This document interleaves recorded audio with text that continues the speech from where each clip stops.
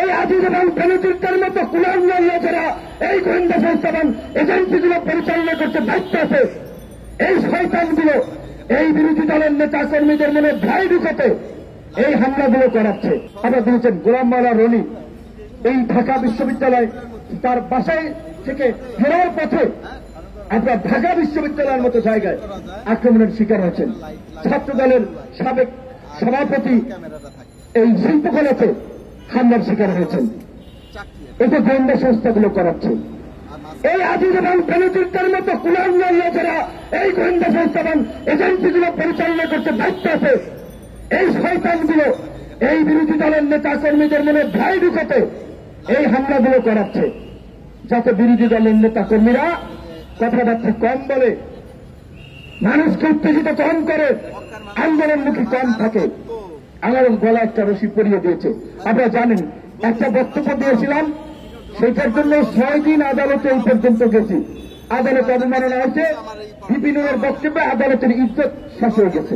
সিনেমাতে যেমন আমরা দেখি না, আপনার কোনোভাবে জোর করে ধরেন কেউ মানে রেপ করলে পরে তার ইজ্জত চলে গেছে। একটা মানুষকে জোর করে টর্চার করেছে, তার মান সম্মান কি গেল? বরঞ্চ যারা তাকে টর্চার করেছে ওই ক্রিমিনাল হচ্ছে জঘন্য মানুষ। এখন আমার মতো মানুষের বক্তব্য আদালতের ইজ্জত চলে গেছে। তাই আমাকে ডাকাতে 6 দিন গেলাম, আরো কয়দিন যেতে হবে জানি না।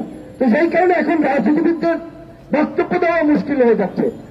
ওবায়দুল কাদের বলেছে যে সরকার কাউকে ছাড় দেয় না আজিজ এবং বেনজির ইস্যুতে। এই সরকার কি আজিজ এবং বেনজিরদের বিরুদ্ধে স্বপ্রণোদিত হয়ে কোনো ব্যবস্থা নিয়েছে? দুদক তদন্ত করেছে? যখন এই বসুন্ধরা গ্রুপের পত্রিকা কালবেলা নিউজ করেছে তখন তাই অনেকদিন তারা কিচ্ছু করে নাই। একজন স্বতন্ত্র এমপি আরো অনেকে দুদকের কাছে চিঠি দিয়েছেন, এবং যখন আজিজের উপরে স্যাংশন এসেছে তখন তারা মেরে চড়ে বসেছে যে আজিজ জয় বাংলা হয়ে গেছে। তো কাজে এখন যদি বেনজিরের বিরুদ্ধে পদক্ষেপ না নেওয়া হয়, আলটিমেট দায় সরকারের উপরে আসবে। অথচ আমরা শুনেছি এই বেনজিরের যে বোনের ফাঁস করল কালবেলা, সেইটা নাকি মুরিয়া হত্যা ধামা চাপা দেওয়ার জন্য বসুন্ধরা কর্তৃক যে টাকা পয়সা জমি ফ্ল্যাট টেলাট দেওয়া হয়েছে সেইটা নিয়ে সমস্যা হয়েছে।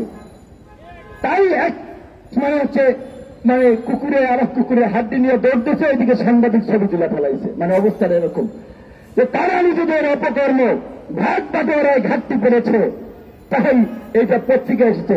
না হলে হয়তো পুলিশ প্রধান বেনজিরের এই ইতিহাস হয়তো আমরা জানতাম অনেক পরে।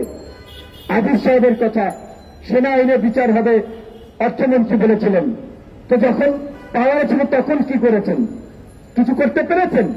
এবং আমি আপনাদেরকে বলছি, আদৌ আজিজ এবং বেনজিরকে সরকার কিছু করবে কিনা সন্দেহ আছে। এলা যে গরম গরম টকশো হচ্ছে, লেখালেখি হচ্ছে, কার্যকরদেরকে কিছু করবে না। কারণ এই আজিজ এবং বেনজিরদেরকে কসাই বানিয়েছে। আমার ভাই রাশেদ ভাই বলেছে অনেক ইতিহাস। এই যে বিএনপির নেতা, এই গুলিস্তানের নেতা চৌধুরী আলম, লাকসামের এমপি হিরো, ঢাকা বিশ্ববিদ্যালয়ের টুকর ছাত্র নেতা, 90-এর স্বৈরাচার বিরোধী আন্দোলনের নেতা ইলিয়াস আলী সহ অসংখ্য নেতাদেরকে গুম করা হয়েছে। আজকে আনারের লাশ যদি বাথরুমে দেন আপনার পানির ট্যাঙ্ক থেকে উদ্ধার করা যায়, আমরা জানতে চাই ইলিয়াস আলী, হিরু চৌধুরী, আলম সহ নিহতরা কোথায়? আমি আহ্বান জানাবো, দেশ বাঁচাও মানুষ বাঁচাও এই আন্দোলনের ভাইদেরকে, সমস্ত দলের নেতা কর্মীদেরকে নিয়ে চলেন আপনারা আমাদের গুম হওয়া ভাইদের সন্ধানের দাবিতে সমস্ত মঞ্চ অথবা প্রধানমন্ত্রীর কার্যালয় ঘেরাও করেছে আমাদের গুম হওয়া ভাইদেরকে ফেরত দেয়। কারণ ওদের কাছে সব তথ্য আছে, ওরা কোন জায়গায় তাদেরকে রাখছে। আনারের যদি হদিস বের করতে পারে, আমাদের গুম হওয়া ভাইদের হদিস বের করতে পারবে।